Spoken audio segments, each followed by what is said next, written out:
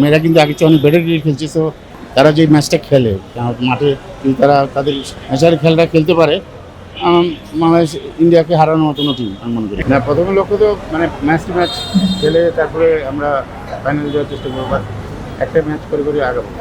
মেয়েরা ভালো প্র্যাকটিস করেছে এবং যে ধরনের উইকেটে আসলে আমাদের দেশের মেয়েরা এই ধরনের উইকেটে খুব বেটার ক্রিকেট খেলে। তো আমার মনে হয় যে যদি তাদের যে খেলাটা কেবল খেলতে পারে মাঠে, ওদের যে অ্যাবিলিটি আছে সেটা যদি তারা মাঠে খেলতে পারে, তাহলে অবশ্যই ফাইনালে যাওয়ার মতন বাংলাদেশ টিম।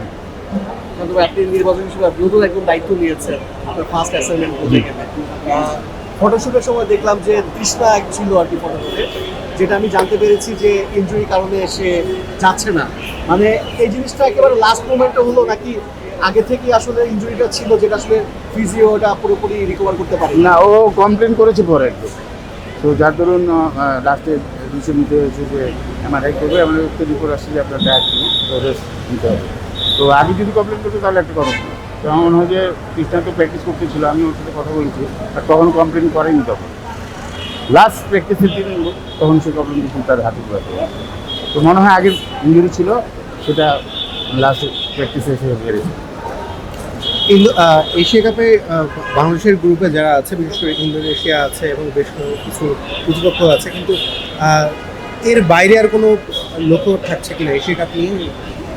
এশিয়া কাপের পরে তো আমার এশিয়ান গেমস খেলতে যাবে বাংলাদেশ, সেখানেও ভালো খেলার অবশ্যই দরকার। আসলে মেয়েরা কিন্তু আগে চেয়ে অনেক বেটার ক্রিকেট খেলছে। সো সবার কাছে দোয়া, মানে আশা করবো যে তাদের জন্য দোয়া করতে, তারা যাতে তাদের মানে তারা যে ম্যাচটা খেলে মাঠে যদি তারা তাদের ন্যাচারাল খেলাটা খেলতে পারে, বাংলাদেশ ইন্ডিয়াকে হারানোর মতো টিম আমি মনে করি। একটা বিষয় হচ্ছে যে এশিয়ান গেমসে লাস্ট আসরের আগের দুই আসরে আমরা খুব ভালো খেলেছি এবং পদক আছে।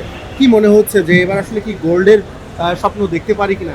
আসলে আমি আবারও বলবো, তারা খুবই ভালো প্লেয়ার, বাট মাঠে আসলে ওদের মেন্টালিটি কীভাবে কাজ করে সেটার উপর ডিপেন্ড করছে। ওরা যদি স্ট্রং থাকে, তাদের যদি তাদের ন্যাচারাল খেলা খেলতে পারে, গোল নিয়ে আসতে পারবে বাংলাদেশ, আমি আশা করি। Thank you.